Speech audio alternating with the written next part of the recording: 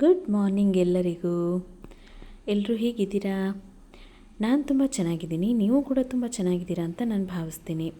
ನೀವು ನೋಡಿಬಿಡ್ಬೋದು, ಸ್ಟಾರ್ಟಿಂಗಲ್ಲಿ ನಾನು ನಿಮಗೆ ತೋರಿಸ್ದೆ ಸೀಬೆ ಹಣ್ಣಾಗಿದೆ, ಸೀಬೆಕಾಯಿ ಆಗಿದೆ. ಅದನ್ನ ನೋಡೋಕ್ಕೆ ತುಂಬ ಖುಷಿಯಾಗುತ್ತೆ. ನಾವು ಈ ಫಸ್ಟ್ ಈ ಮನೆಗೆ ಬಂದಾಗ ಸೀಬೆಕಾಯಿ ಮರವನ್ನು ಗಿಡವನ್ನು ತೊಗೊಂಡು ಬಂದು ನಾವು ನಟ್ಟು ಈಗ ಅದರಲ್ಲಿ ಕಾಯಿ ಬಿಡ್ತಾ ಇದೆ. ತುಂಬ ಖುಷಿಯಾಗುತ್ತೆ. ಬೆಳಗ್ಗೆ ಮಾರ್ನಿಂಗ್ ಯಾವಾಗಲೂ ಕೂಡ ನನಗೆ ಮನೆ ಬಾಗಿಲಿಗೆ ಈ ಥರ ರಂಗೋಲಿ ಹಾಕೋದು ತುಂಬ ಅಭ್ಯಾಸ. ಅದಕ್ಕೆ ಇಂಟರ್ಲಾಕ್ ಹಾಕುವಾಗ ಅಲ್ಲಿಗೆ ಮಾತ್ರ ಬ್ಲ್ಯಾಕ್ ಕಲರ್ ಇಂಟರ್ಲಾಕನ್ನೇ ನಾನು ಹಾಕ್ಸ್ಕೊಂಡಿದ್ದೀನಿ.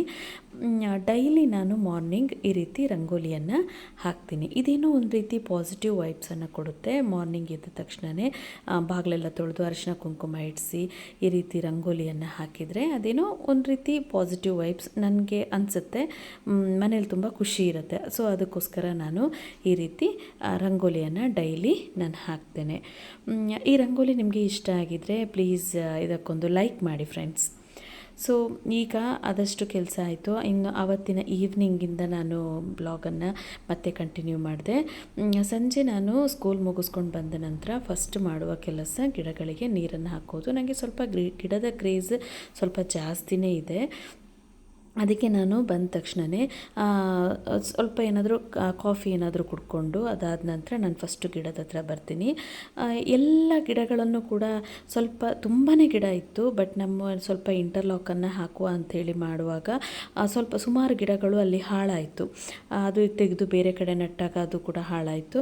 ಈಗ ನಾನು ಸ್ವಲ್ಪ ಲಿಮಿಟೆಡ್ ಗಿಡ ಇದೆ, ಬಟ್ ಆದ್ರೂ ಇನ್ನೊಂದು ಸ್ವಲ್ಪ ಎಲ್ಲಿ ಗಿಡ ಸಿಕ್ಕಿದ್ರೂ ಕೂಡ ಬಿಡೋದಿಲ್ಲ, ತೊಗೊಂಡು ಬಂದು ನಟ್ಕೊಳ್ತೀನಿ. ಅದೇನೋ ಒಂದು ರೀತಿ ನನಗೆ ಪೀಸ್ ಆಫ್ ಮೈಂಡ್ ಕೊಡುತ್ತೆ ಗಿಡಗಳ ಜೊತೆ ಇದ್ದಾಗ. ಅದಕ್ಕೋಸ್ಕರ ಅವುಗಳಿಗೆಲ್ಲ ನೀರನ್ನು ಹಾಕಬೇಕು. ಹಾಕಿದ ನಂತರನೇ ನಾನು ಬೇರೆ ಕೆಲಸ ಮಾಡೋದು. ಈವ್ನಿಂಗ್ ಫಸ್ಟ್ ಮಾಡೋ ಕೆಲಸ ಗಿಡಕ್ಕೆ ನೀರನ್ನು ಹಾಕುವಂಥ ಸ್ಕೂಲಿಂದ ಬಂದ ನಂತರ.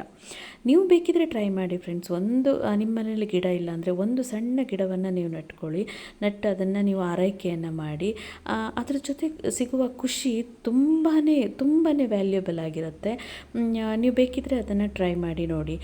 ನಮಗೆ ಯಾವಾಗಲೂ ಏನಾದರೂ ಮನಸ್ಸಿಗೆ ತುಂಬ ಕಿರಿಕಿರಿ ಆಗ್ತಾ ಇದೆ ಅಂತ ಹೇಳಿದಾಗ ನಾವು ಈ ರೀತಿ ನಮ್ಮ ಮೈಂಡನ್ನು ನಾವು ಡೈವರ್ಟ್ ಮಾಡ್ಕೊಳ್ಬೋದು. ಬೇರೆ ಬೇರೆ ಕೆಲಸದಲ್ಲಿ ನಮ್ಮ ಮೈಂಡನ್ನು ಡೈವರ್ಟ್ ಮಾಡ್ಕೊಳ್ಬೋದು. ಬ್ಯುಸಿ ಇದ್ದೇವೆ, ಇಡೀ ದಿನ ನಾವು ಮನೆಯಲ್ಲಿ ಗುಡಿಸೋದು ಒರೆಸೋದು ಮನೆ ಕೆಲಸನೇ ನಾವು ಮಾಡ್ತಾ ಇರ್ತೀವಿ. ಅದರಲ್ಲಿ ನಮಗೆ ಒಂಥರ ಸ್ಟ್ರೆಸ್ ಕೂಡ ಆಗ್ತಾ ಇರುತ್ತೆ. ಅಯ್ಯೋ ಇನ್ನೂ ಕೆಲಸ ಮುಗ್ದಿಲ್ಲ, ಎಷ್ಟು ಮಾಡೋದು, ಮೊಬೈಲ್ ಹಿಡ್ಕೊಳ್ಳೋಣ ಸ್ವಲ್ಪ ಹೊತ್ತು, ಈ ರೀತಿ ಎಲ್ಲ ಅನ್ನಿಸ್ತಾ ಇರುತ್ತೆ. ಬಟ್ ನಾವು ಯಾವಾಗ ಗಿಡದ ಜೊತೆ ನಾವು ನಮ್ಮ ರುಟೀನನ್ನು ಕೂಡ ಶುರು ಮಾಡ್ತೀವಿ ಅಲ್ವಾ, ಆಗ ಅದು ಒಂದು ಸಣ್ಣ ಹೂ ಬಿಟ್ಟರು ಕೂಡ ಅದು ನಮಗೆ ತುಂಬಾ ಖುಷಿ ಕೊಡುತ್ತೆ ಅಂತ ನನ್ನ ಅನಿಸಿಕೆ ಫ್ರೆಂಡ್ಸ್. ನೀವು ನೋಡ್ಬೋದು ಎಲ್ಲದರಲ್ಲೂ ಈಗ ಸ್ವಲ್ಪ ಹೂವೆಲ್ಲ ಬಿಟ್ಟಿದೆ. ಫಸ್ಟಿಗೆ ನಾನು ಗಿಡ ನೆಟ್ಟಾಗ ಒಂದು ಹೂನೇ ಬಿಡ್ತಾ ಇರಲಿಲ್ಲ. ನನಗೆ ತುಂಬ ಬೇಸರ ಆಗ್ತಿತ್ತು. ಅಯ್ಯೋ ಏನಪ್ಪ ಇದು, ಯಾಕೆ ಎಷ್ಟು ಆರೈಕೆ ಮಾಡಿದ್ರೂ ವೇಸ್ಟ್, ಇದು ಗಿಡದಲ್ಲಿ ಹೂವೇ ಬಿಡೋದಿಲ್ಲ ಅಂಥೇಳಿ. ಆಮೇಲೆ ನಾನೇ ಸ್ವಲ್ಪ ಟೆಕ್ನಿಕ್ನೆಲ್ಲ ಯಾವಾಗ ಕಟ್ ಮಾಡಬೇಕು, ಏನು ಹಾಕಬೇಕು, ಎಷ್ಟು ಹೂವು, ನೀರು ಹಾಕಬೇಕು, ಇದೆಲ್ಲದನ್ನು ಕೂಡ ಕಲ್ತ್ಕೊಳ್ತಾ ಹೋದೆ. ಅದಾದ ನಂತರ ಈಗ ಸ್ವಲ್ಪ ಕ್ಲಿಕ್ ಆಗ್ತಾ ಇದೆ. ಚೆನ್ನಾಗಿ ಗಿಡಗಳನ್ನು ನಾನು ಬೆಳೆಸ್ತಾ ಇದ್ದೀನಿ. ಏನೋ ಒಂದು ರೀತಿ ನನಗೆ ತುಂಬ ಖುಷಿ ಇದೆ. ಹಾಗಾಗಿ ಸೊ ಇದಾದ ನಂತರ ಫ್ರೆಂಡ್ಸ್ ನಾನು ಮನೆ ಒಳಗಡೆ ಕೆಲಸಕ್ಕಂತ ಹೋಗ್ತೀನಿ. ಅದಕ್ಕೆ ನೋಡಿ ನಿಮಗೆ ಇನ್ನೊಂದು ಗಿಡ ಇದೆ ನೋಡಿ, ಪಾಟಲ್ಲಿ ನಾನೊಂದು ರೋಸ್ ಗಿಡವನ್ನು ನಟ್ಕೊಂಡಿದ್ದೀನಿ. ಇದರಲ್ಲಿ ತುಂಬ ಹೂ ಬಿಡುತ್ತೆ. ತುಂಬ ಒಂದು ಹೂ ಆದ ತಕ್ಷಣ ಕಟ್ ಮಾಡಿದ್ರೆ ಮತ್ತೆ ರಾಶಿ ಹೂವಾಗುವಂಥದ್ದು. ಇದನ್ನು ನಾನು ನೋಡಿ, ನಾವು ಕಮಲಶಿಲೆಗೆ ಹೋಗಿದ್ವಿ. ಇಲ್ಲೊಂದು ಗುಹೆ ಇದೆ, ಇದು ತುಂಬ ಚೆನ್ನಾಗಿದೆ. ಅದರದ್ದು ಒಂದು ಕ್ಲಿಪ್ಪಿಂಗನ್ನು ಹಾಕಿದ್ದೀನಿ. ನನಗೆ ತುಂಬ ಭಯ ಆಯಿತು ಅಲ್ಲಿ ಇಳಿಯುವಾಗ. ನೀವು ನೋಡ್ತಿರ್ಬೋದು, ನನ್ನ ಹಸ್ಬೆಂಡ್ ಮುಂದೆ ಹೋಗ್ತಾಯಿದ್ರು. ತುಂಬ ಕತ್ತಲಿದೆ, ಮುಂದೆ ಹೋಗೋಣ ಅಂತ ಪ್ಲ್ಯಾನ್ ಮಾಡುವಾಗಲೇ ಅವರು ಭಟ್ರೆ ಕರ್ಕೊಂಡು ಹೋಗ್ತಾರಂತೆ. ಸ್ವಲ್ಪ ಒಂದು 500 ಮೀಟರ್ ಈ ಥರ ಕರ್ಕೊಂಡು ಹೋಗ್ತಾರಂತೆ. ಬಟ್ ಅವಾಗ ನಾವು ಹೋಗುವಾಗ ಟೈಮ್ ಆಗಿತ್ತು. ಅಲ್ಲಿ ದೀಪ ಕಾಣಿಸ್ತಲ್ವ ನಿಮಗೆ, ಅಲ್ಲಿ ಅದು ಉದ್ಭವ ಆಗಿರುವಂಥದ್ದು. ಅಲ್ಲಿ ದೀಪನ ಹೊಚ್ಚಿಟ್ಟಿದ್ದಾರೆ ಅವರು. ಕೆಳಗಡೆ ಇನ್ನೂ ಸ್ವಲ್ಪ ಡೀಪಲ್ಲಿ ಹೋಗಬೇಕು. ಬಟ್ ನನಗೆ ತುಂಬ ಭಯ ಆಯಿತು, ಯಾಕೆಂದರೆ ಅವ್ರು ಹೇಳಿದರು ಅಲ್ಲಿ ಹಾವುಗಳೆಲ್ಲ ಇರುತ್ತೆ ಅಂಥೇಳಿ.